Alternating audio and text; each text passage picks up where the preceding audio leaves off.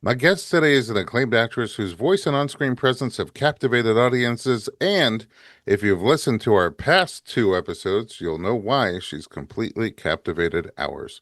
Her path to parenthood has been anything but typical, marked by IVF, pregnancy loss, a surprise diagnosis, and a major TV project in New York during her third trimester, with a strong desire for an unmedicated birth experience amidst career pressures. In the final days of pregnancy, she was sending me voice notes almost daily, trying everything under the sun to get labor going and growing increasingly frustrated as nothing seemed to be working.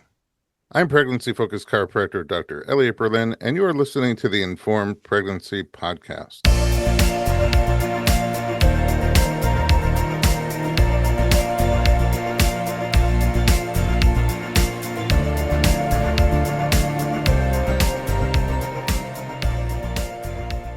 Brand new mama holding brand new baby. Aimee Carrero Yee. Rock, welcome back to the podcast. Oh my God. It feels like I haven't talked to you in a million years. It feels like a million years has gone by.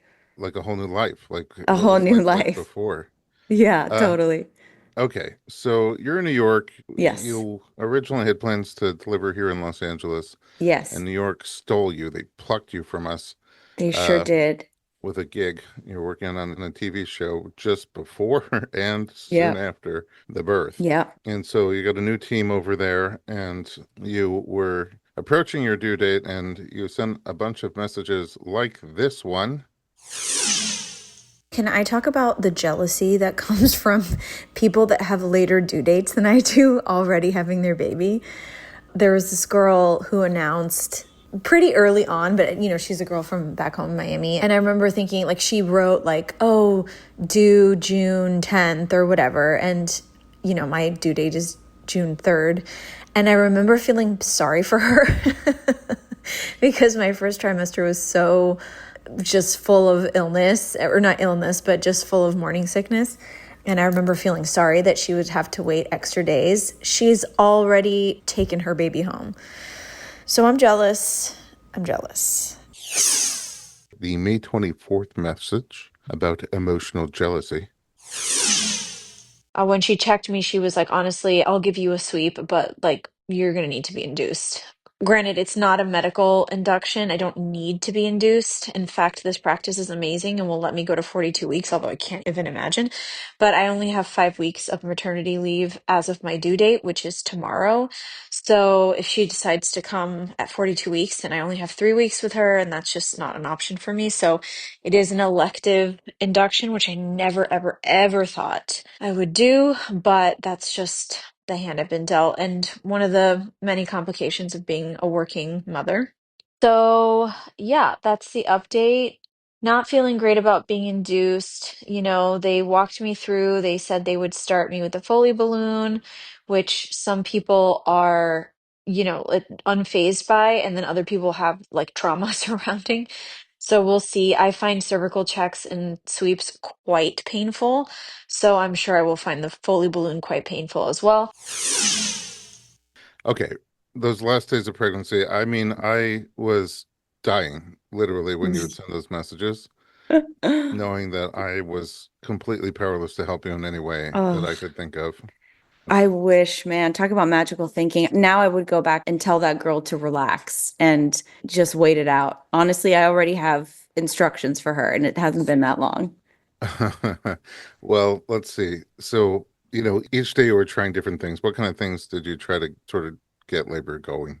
Well, I did the dates, I did the walking, I did the primrose oil capsules insertion, and we just were trying to like a lot of yoga ball use or birth ball use, and I was getting these like induction massages, which didn't work.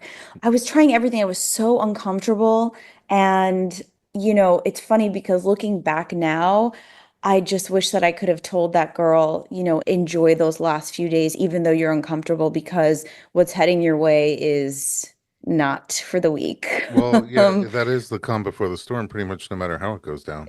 yeah, totally, totally. So I it's mean, the weird, like I baby's on can, autopilot.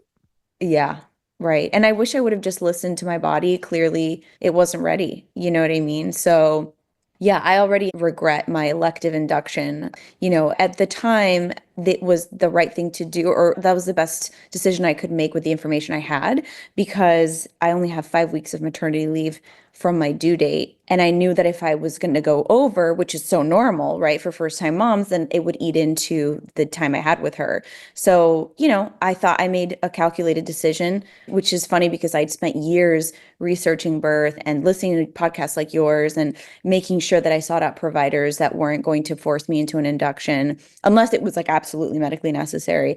And I ended up choosing my own induction. And that felt like maybe the first betrayal that in a series of maybe things that I wish had gone differently. But this one was a self-inflicted kind of wound. Was it also because you were getting uncomfortable, or is it primarily because you had a hard deadline?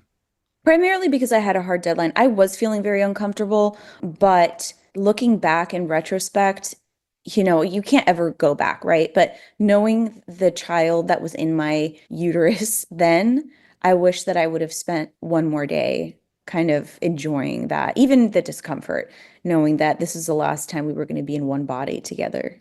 Oh, wow, when you say it that way, Yeah. that's You couldn't have great. told me that at the time. I wouldn't have listened. Yeah. One of the reasons we do before and after episodes of the podcast is to share things that you learned from going through the experience that you might Yeah. have had a hard time learning otherwise. So I know the birth didn't go exactly as you planned, and I really appreciate you coming to share. I mean, you were in it to win it no matter what, however it went Yeah. down. And, let's jump in. So it was your own choice to be induced on your due date or very The close day to? after my due date is what they had available at the hospital. So June 4th, I went in at noon and, it all started pretty good, like pretty well. Like I had asked them to not give me an IV, the stuff that you kind of read online to do the hep lock.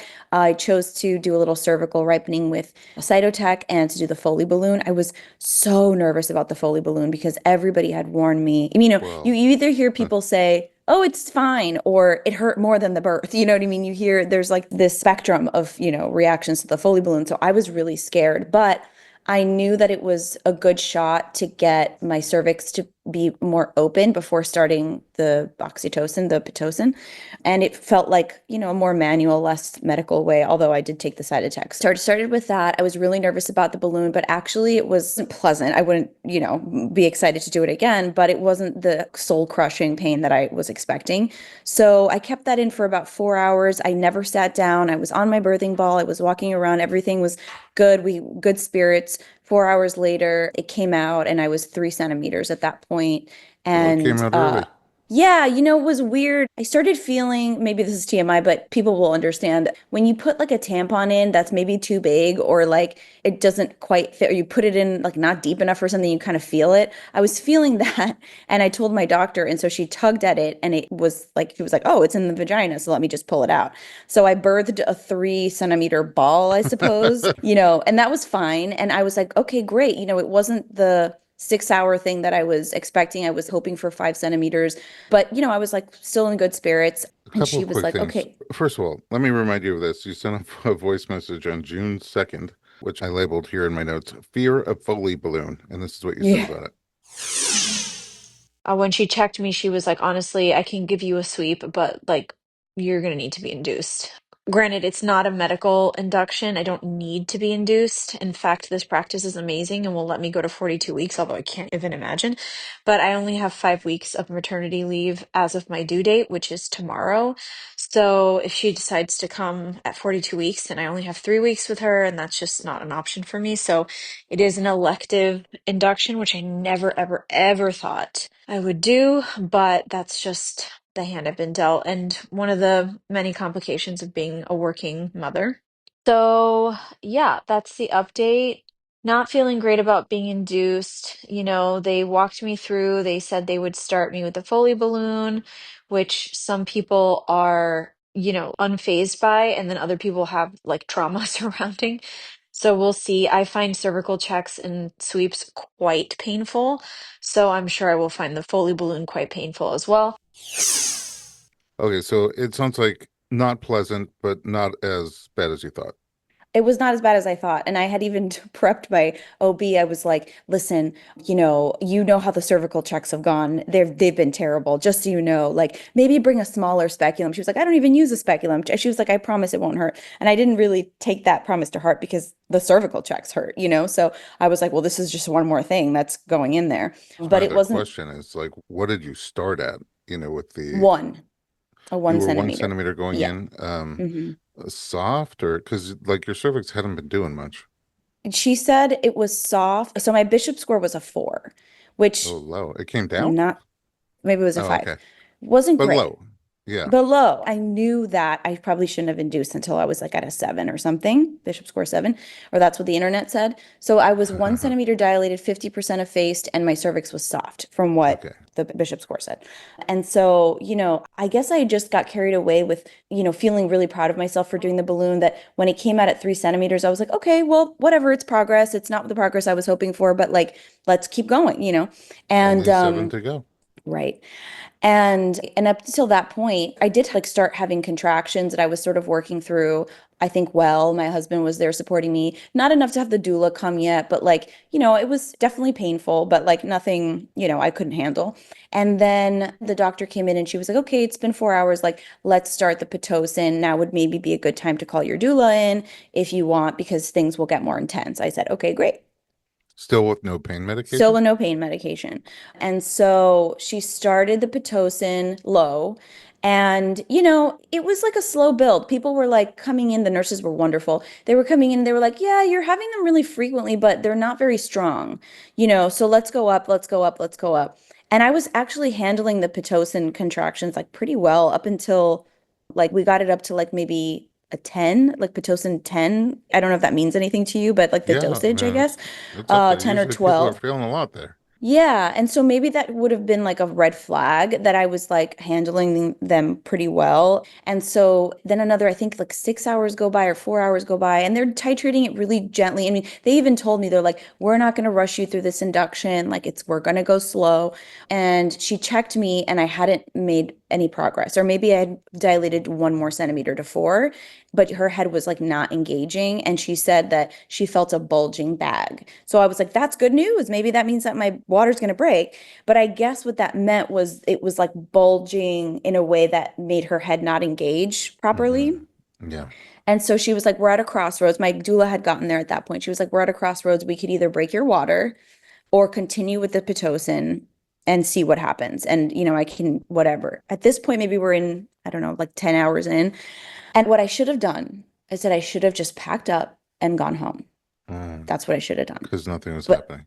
because nothing was happening before I decided to break my water, I should have Would just been that like, have even okay, been an option for you? Would they have signed off on I, that, or would oh, you? I don't know actually, but I know a Mhm. girl that did that, recently here in New York with her birth, where she was like, it's not working. I'm going to go home. I'm packing up. As long as my water's not broken, I'm going home. And, the doula was there and she was there. No one pressured me, but I was like, I can't fathom going home. I'm here to have a baby. And again, the talk of a C-section or more interventions than that hadn't come up. So I was like, okay, inductions take a long time. Like, let's break my water, right? Oh, See that's if the that point of no helps. return. Yeah. And that All was the right. point of the return. Let me do two things. Number one, we're talking about a lot of things that are familiar to you and to me, but may not be familiar to the listener, all about induction, all these different methods about cervical ripening, about the Foley balloon, about the Pitocin. And we have a pretty powerful and popular episode number 73, called Labor Induction, Indications and Methods, where we go through every single one of these with an OBGYN and a midwife, talking about all sorts of pros and cons of the different options here. You just, Aimee, went from I should have gone home to I broke my water, which is literally the point of no return. Like once you break your Yeah. water, you're definitely on the clock. You're on the Let's clock. take a little break and find out what happened now.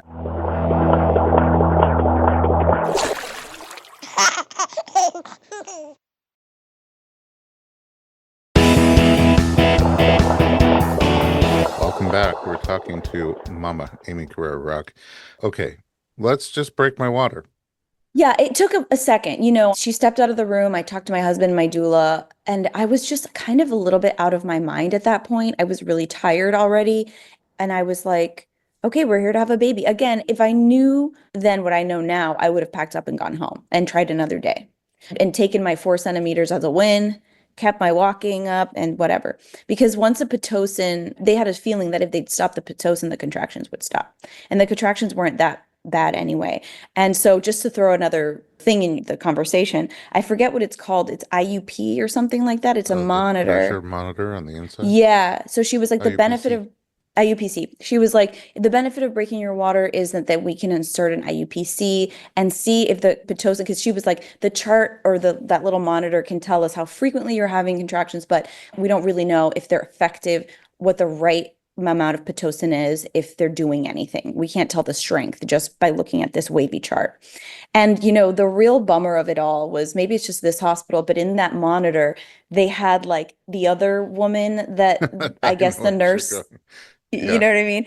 And her contractions were like, whoa, whoa, you know what I mean? Like they were really steady. And I started to feel really jealous because I'm like, I've been to births with people like you. And yeah, if what you're saying is the monitor that's in your room, because your nurse is managing more than one birth at a yeah, time, they could see in the background other people's yeah, patterns. You don't see any right, information about them, just their pattern. right, And exactly. I Just the know you're pattern. competitive type, and I've Yes. had people be like, "I'm racing this woman," Yeah, yeah, and just yeah, do yeah. everything they can to get their contractions going Yeah, faster. exactly. The comparison was not helpful, but I could see other mothers progressing, and other people coming on the board and like, having their little SVB, like spontaneous vaginal delivery, or spontaneous vaginal delivery, and feeling like, okay, this mom was here for this amount, she's already had her baby, like starting to kind of cloud my own headspace with that stuff. And so, yeah, so I decided after like 10 minutes talking to my doula, I was like, okay, let's break my water. And that was the beginning of, I'm sorry, I'm getting emotional. Kind of like everything's slipping away from me. I didn't expect to feel so emotional when they broke my water. She mentioned the OB, my OB was like, I'm just gonna, because it's bulging, I'm just gonna put a little like nick in the placenta, or not the placenta, the bag. So it's not gonna be like a gush. It's just gonna be enough to bring her head down. Well, it ended up being like all of it. Oh wow. I don't know if you can really control that. And then I just felt my belly get smaller. And I thought like, okay, this is the last time that I can provide like a safe home for her. It was really weird. And I'm not an emotional person, and I've been crying more than I ever have. But that was the beginning of like, this doesn't feel good. This doesn't feel right.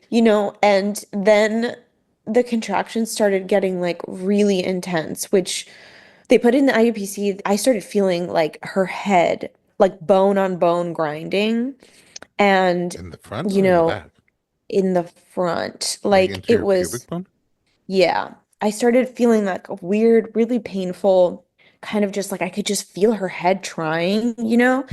And then it was like enough hours had gone by that the doctors switched, because the practice is two doctors and I like them both equally, so that didn't matter to me. But, they did a handoff. And at that point, I was just like, you know what, whatever, like I'm gonna get the epidural. The morale was low at that point anyway. So I got the epidural and, I felt relief, but I instantly regretted it because then I couldn't move around. And I just thought in my head, like, if I don't have gravity helping me and her, what's going to do it? It's just these Pitocin contractions. So they put in the IUPC, and then the other doctor came in and he did a cervical check, and I'd had no change. Right. I was still at a 4, 50% effaced. And so he went in manually and stretched me. He was like, maybe she just needs more room. And up to that point, I'd sort of, this is the practice in New York you go to if you want a vaginal delivery. They will do everything in their power to give you that. They're not going to rush you. And he went in, he like manually stretched me to like 70% effaced, I think like 6 centimeters or something. Like it was intense. And I didn't feel it because I had the epidural. And then they just sort of let me labor. But he did mention, he was like, her head's not coming down, and we have you like on a high dose of Pitocin. We're going to go up as long as her heart rate is okay, which it was. There was a few D cells that really started to worry me, but they didn't seem overly concerned. But they would turn down the Pitocin if her heart rate was, kind of a little bit weird. They'd like wait to titrate it up. In the end, I got to about 20 Pitocin, 22. And the IUPC just was like, they're not strong enough. Like their contractions, the uterus is not contracting enough for her, Wow. and her head is just not coming down. And, this was like many, many hours overnight. My husband slept on the floor. The doctor would come in and periodically check me, and there was no change. His demeanor sort of started to like get a little bit, hey, so, nothing's really working. Like, you might want to consider a C-section. He didn't put it that way, but it was also, my memories are so terrible. Like, I think I've blocked it out. My husband has like a timeline that he has on his phone that I can't even look at yet. But I remember the conversation about the C-section and then just having a huge emotional release because I just didn't want, not release, the buildup was like, this isn't what I wanted. What do you mean? Like, why isn't my body working? Why isn't this working? And I think the final straw for me was he came in, and this was after, like I said, I'm jumping around, but like the nurses were so wonderful and they really took charge. And there was one nurse in particular who, after, the doctor had left and had mentioned the C-section, I just broke down into tears. And she was like, I don't know why he just said that. Like, I know you can do this vaginally. I'm going to go talk to him. And she went to talk to him and like ripped him a new one. And he like sought my husband out after. He was like, no, no, no, we're not rushing her. We could do this all day. Like he was very like, we're not rushing her. This is not an emergent situation. The baby seems to be doing fine. Although I started getting a temperature. I was up to like 100, not feverish, Oh, but I was no. getting there. Right. So the final thing was many hours go by. He comes back and he's like, let's do a check. And he does the check and he was like, so her head is coning because I started feeling a lot of pressure and I was like, maybe that's good news. Everybody says you feel pressure with an epidural when it's time. And he checked me. He was like, her head is coning, but you're only 7 centimeters still. And I can feel your cervix really getting inflamed, Starting to swell. starting to swell. And the thing that did it for me was the idea of her trying so hard to get through and just not giving up. You know what I mean?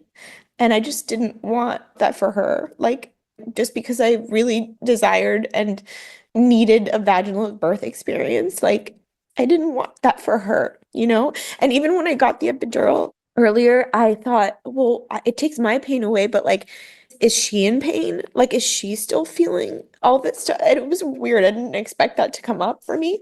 So I was really worried about her birth experience too. So yeah, it wasn't an emergency C-section by any means. I gave them full consent and they took their time. The thing that made me sign off on it was it had been over 30 hours and she was trying so hard and I just didn't want her to suffer.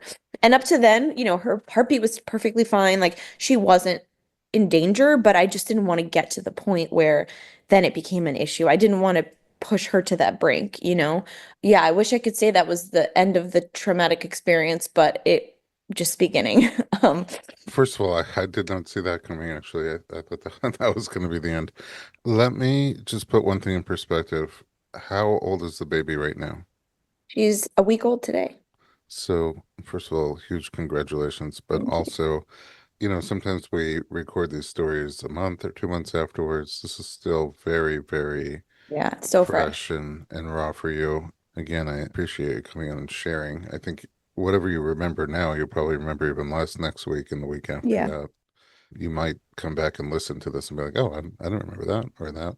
So, Yeah. Or it wasn't that right, or maybe it wasn't that bad. yeah, clearly it could change over time. Maybe we'll have you Hmm. back. I love chatting with you anyway.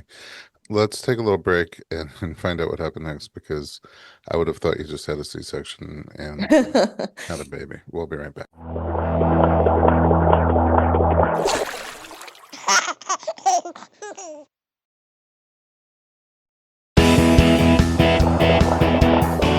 Welcome back. We're talking to Aimee plus one. Yeah. So yeah, I decided to have the C-section.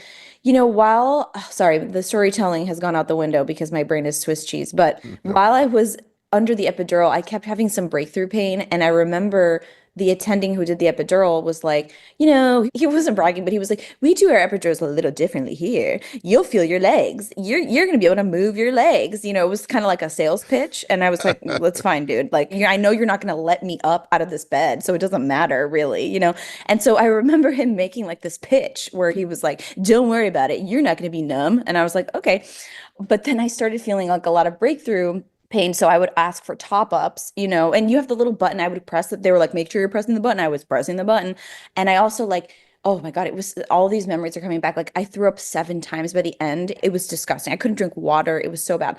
And Do you think that so was from hormone shifting or? yeah, I mean, that's what they kept saying. And I was shaking uncontrollably. And they're like, this is good. This is good news. Like, maybe you're in transition. Mm, Like, your body knows. You don't feel it, but your body knows. And, I think it was just, again, that stress that I don't know. My body was under some sort of stress. It just wasn't progressing. It just wasn't doing anything, right? So keep in mind what the anesthesiologist said. And then, eventually he came in and after like the second top up, he was like, maybe I need to like redo your epidural.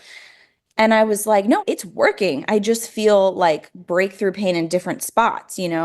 And so when it came time to do the C-section, he sent, it was like a different doctor, it was a resident. I'm not like, bad mouthing residents or attendings, but it was like a much younger guy. And he looked like he just walked off of like a Hollister store. And he was like, hey, I'm Matt. And I'm gonna be doing your spinal tap or whatever it is. I was so out of it by that point. So they wheel me in, and I've had a good cry about it, many good cries about it at this point.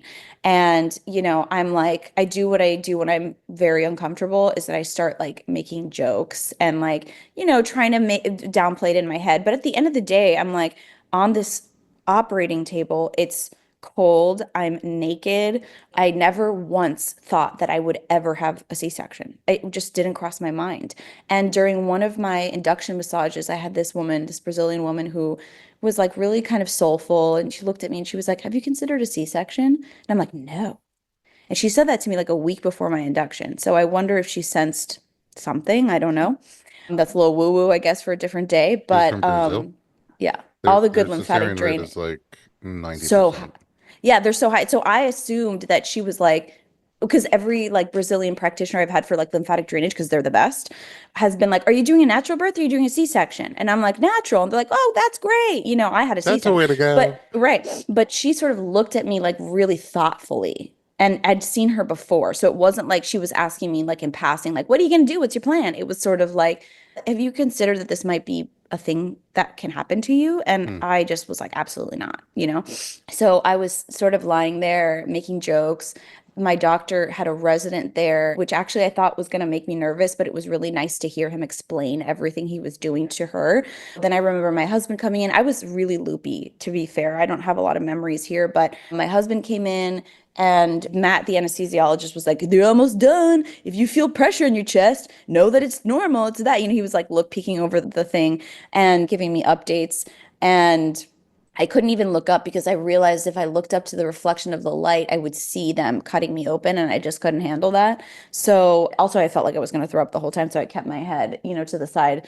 And so finally I felt her come, or I didn't feel her come out, but they dropped the drape and they had this clear drape and they sort of showed her to us and put her on whatever space I had there. And I just remember thinking, she's so warm. She's so warm. She cried right away.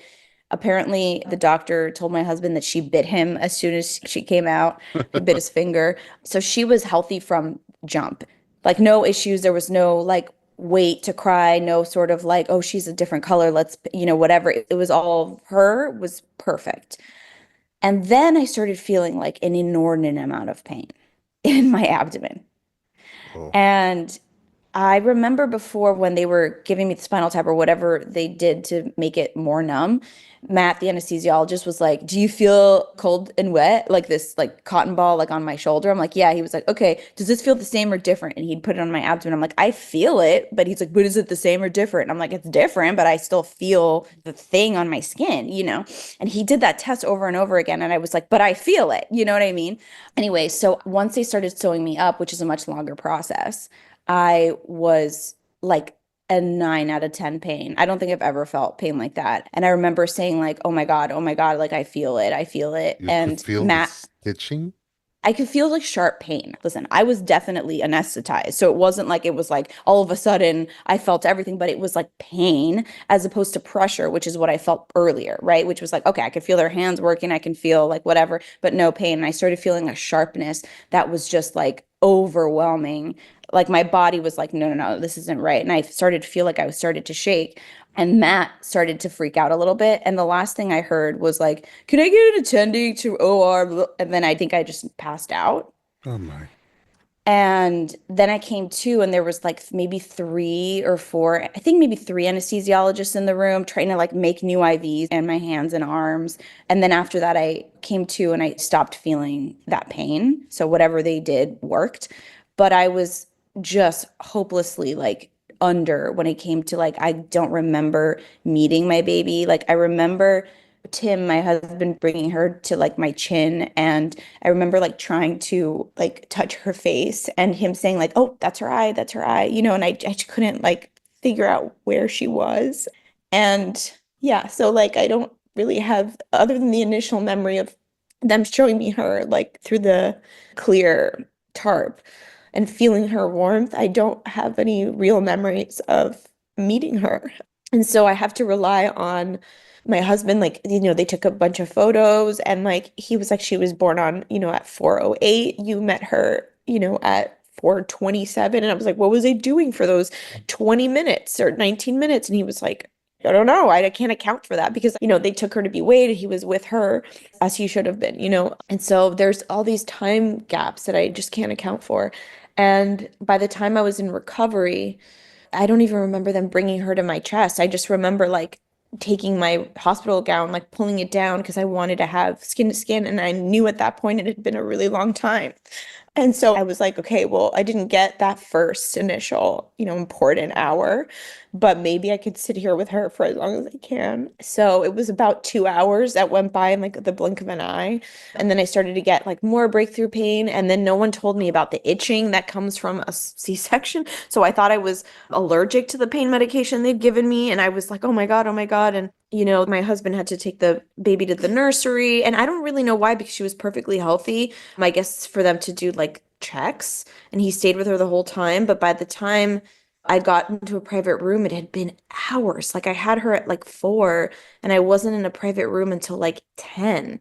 And I remember saying to the PACU nurse, like, I haven't seen my baby in hours. Like, what is going on? And she was like, we had, 12 inductions today or something. And it was crazy. Like everybody was under, nobody could like check me out of the PACU or whatever.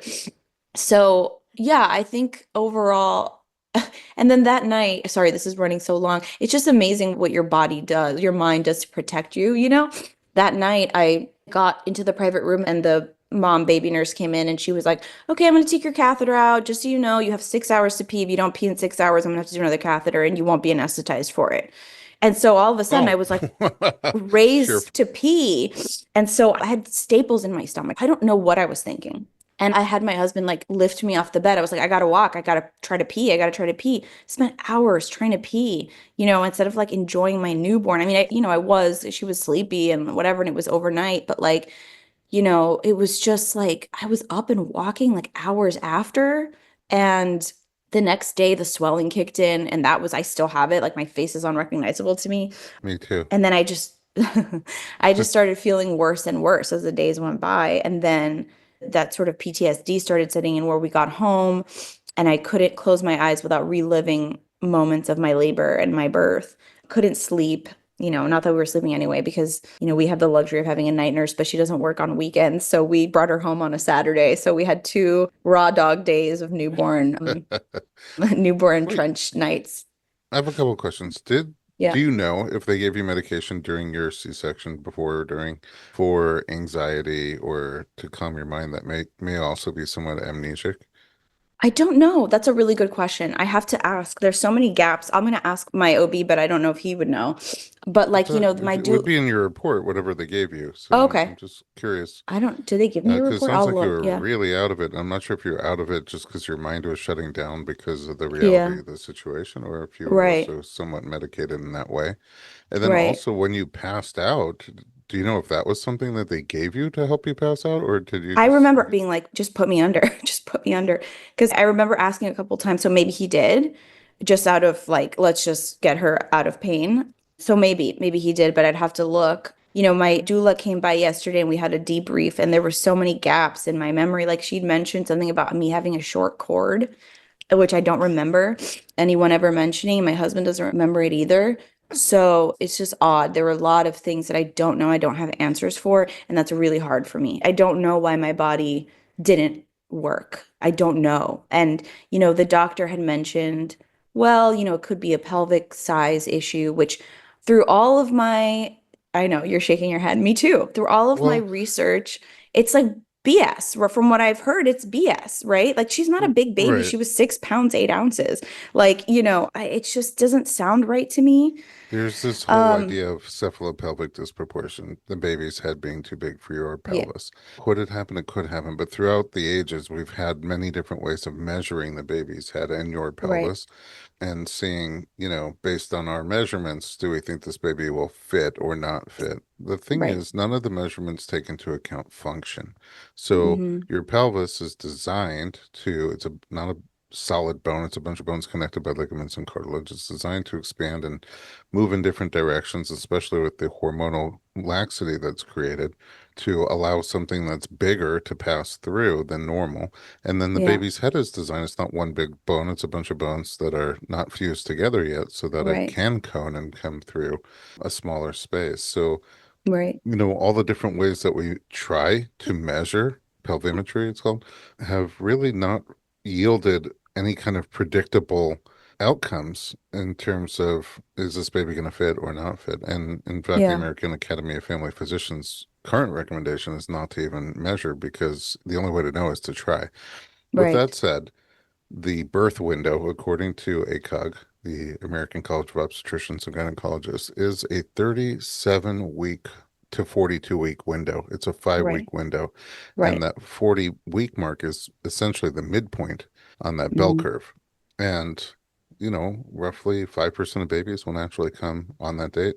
Some will come Right. before, some will come after to get to that date with your first baby with a fairly low Bishop score, which is not an exact measure either. It's just an idea Yeah. of how inducible you are, and try to bring the baby through.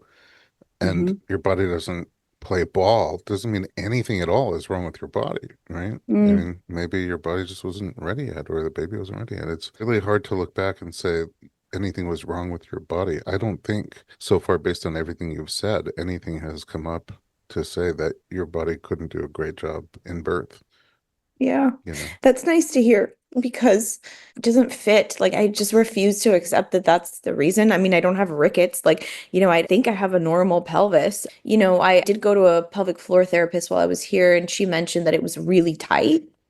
But like again, women with tight pelvic floors have babies every day vaginally. So like, who don't go to pelvic floor therapy and like don't have that information. And people that have 10-pound babies that are like my height, then they're perfectly fine. So it is endlessly frustrating and heartbreaking to me that this is how it happened because I worked so hard in pre-pregnancy and pregnancy to find the information that I could be empowered with. And at the end of the day, what happened happened. And it's not like I was a passive observer. I was involved. I made decisions, but it really does break my heart. And I didn't realize how much I would need, or I was banking on having that physical transition into motherhood, where I could see my baby come out of my body versus just having her cut out. That was really something that I didn't expect to be so important to me. And it ended up being so crucial and why I can't seem at the moment 1 week out, I'm seeking help, but so fresh in my mind, well, I can't seem to get past it. I can't seem to look at photos of that day. I can't seem to like look at pregnancy photos. I had my debrief with my doula yesterday and she was like, in a different world, like you wouldn't have gotten induced, you might still be pregnant. And I thought, oh God, I wish I was, because I would have made different choices. But she's here and she's healthy and the physical recovery has been difficult, but not anything out of this world, like, and my milk did come in day 6, obviously very late, but that is something my body is doing well. Actually, I want to dig into the first week of postpartum with you. Oh, sure. I want to take one more break. And going into that break, my heart aches for you so much. And I do Mhm. think 2 weeks from now, 4 weeks from now, this is going to be very different for you. Yeah. I think so many things are going to fall into place. And yes, you'll probably still mourn the loss of the experience you were hoping to have with your Yeah. baby. But I think so many things will become clearer to you. So many more positive things will come Yeah. clearer to you. And this will be in the far background. What really strikes me is why you did it. And you did it because you had a certain hand of cards Yeah. and you had to make a decision based on that hand of cards. And you did it because you wanted to spend as much time with your baby as you could, given that hand of cards before you had to Yeah. go back to work. And that's what you're doing right now. Yeah. So, going to this break, just going to play this voice note that you sent me on May 31st, where you started to make peace with the idea that you might get induced. 39 plus 4, morale is low. I went for a really long walk today, bounced on the ball, did all the exercises on the ball. I feel like she's getting higher up, which is not the point. My heartburn is really acting up today, and I have a headache and pain in my mid-back. None of this feels like labor. It just feels like a insult to injury. Yeah, I'm starting to make peace with the idea that I may have to be induced next week. Not for medical reasons, but because I only get 5 weeks with her from my due date. And I'd rather get induced and have the full time with her than wait for her to be 2 weeks late and then lose that time. So that's where I'm at. We'll be right back.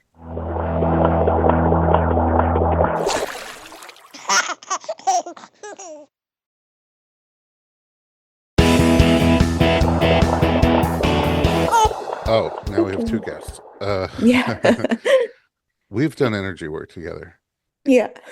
and I don't usually do virtual energy work. I haven't really tried it. I don't think I'm be very good at it. But right now, your energy that's screaming through virtually is your heart energy.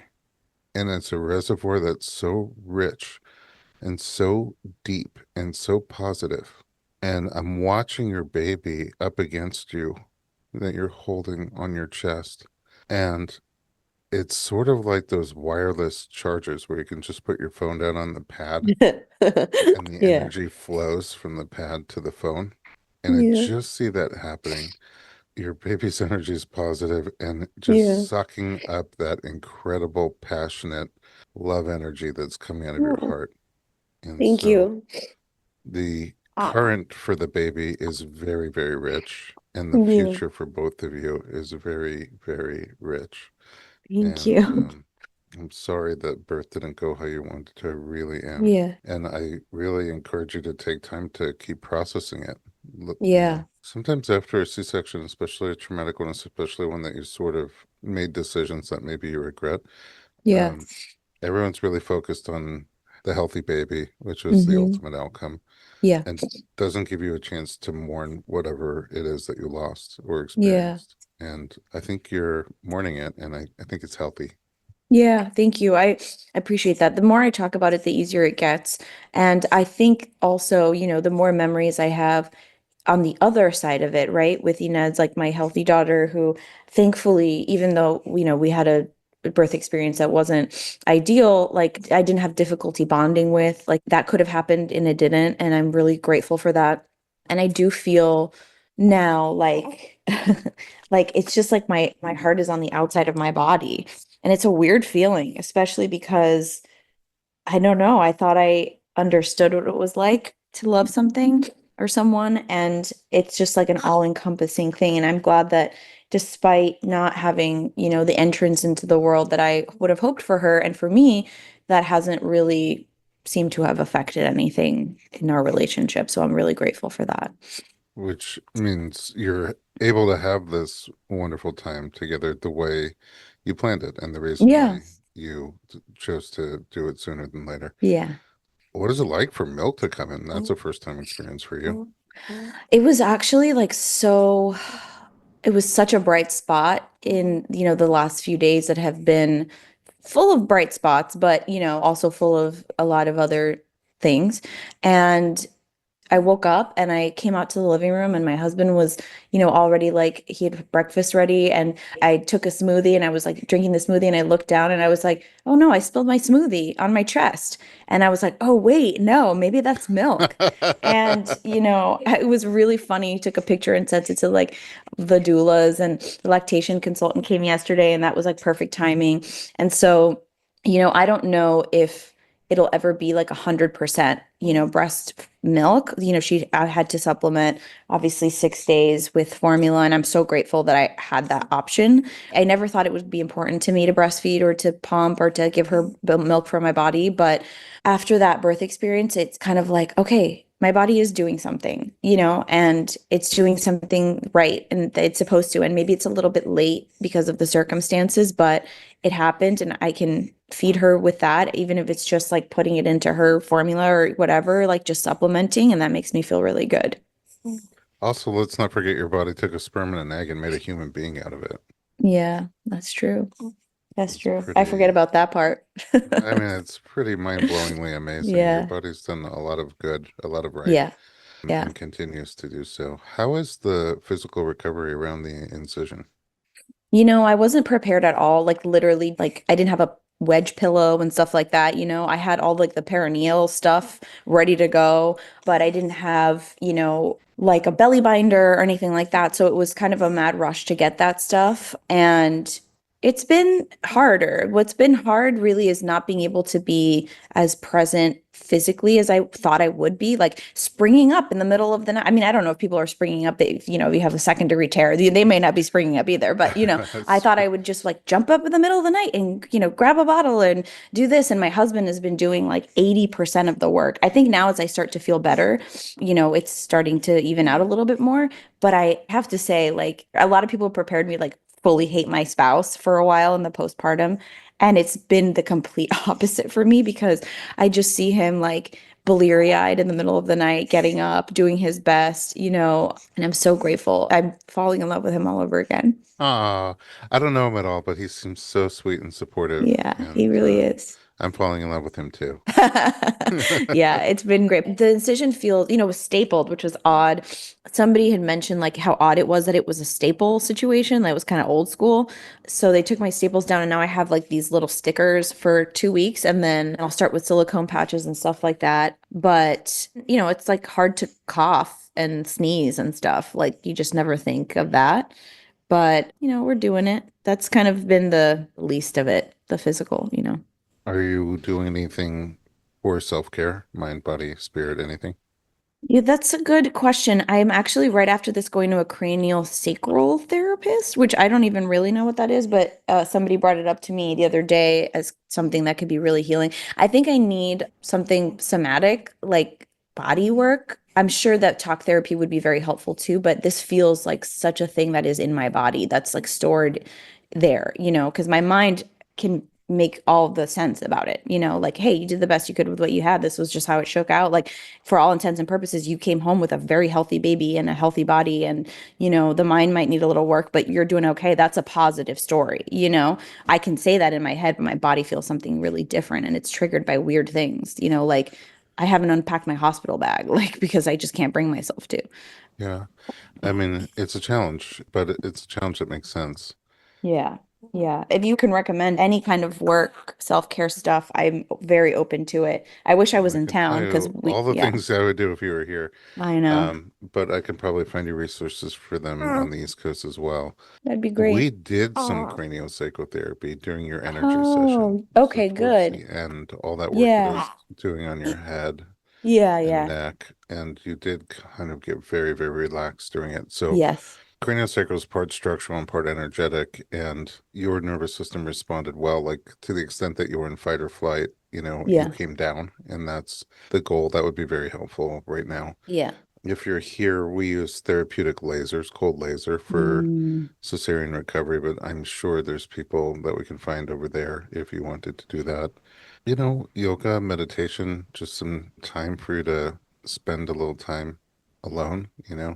Those are all things that could be helpful. Talk therapy could be helpful, yeah. especially there are transitional therapists that just work with Mm. the transition around having had the baby.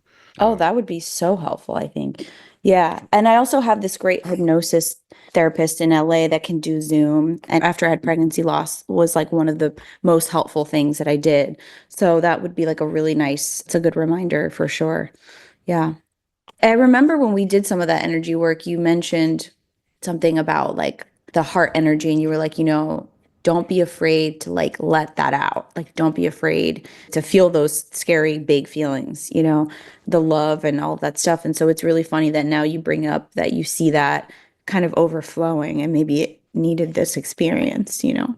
Yeah. So if we're going to share, your heart chakra was very full and rich then, just really big, but guarded, Yeah. closed off, somewhat not able to reach the intended recipient.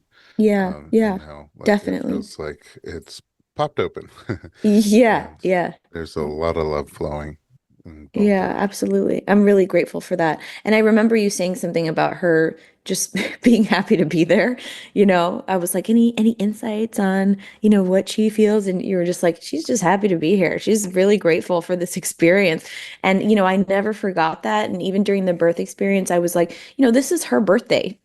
Like I want to have raise a daughter that is, tenacious and doesn't give up and tries really hard. And that is exactly the daughter I have. Even like when the lactation consultant came, she was like, wow, she's like not getting frustrated at all, even though she's got like a couple tides in her mouth. She was like, she's a fighter, she's working for it.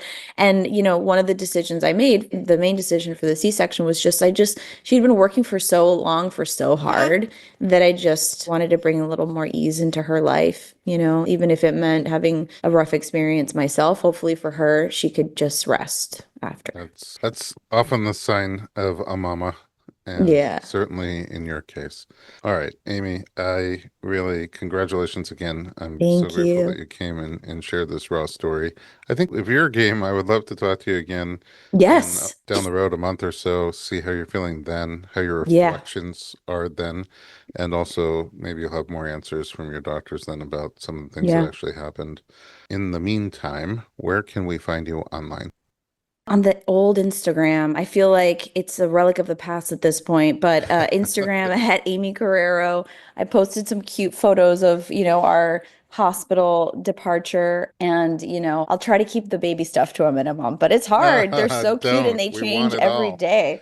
Yeah. So you just want, you want to document stuff, but yeah, that's it. Awesome. Thanks for sharing. And at home, thanks for listening to the Informed Pregnancy Podcast. For more pregnancy and parenting information just like this, visit us online at informedpregnancy.com.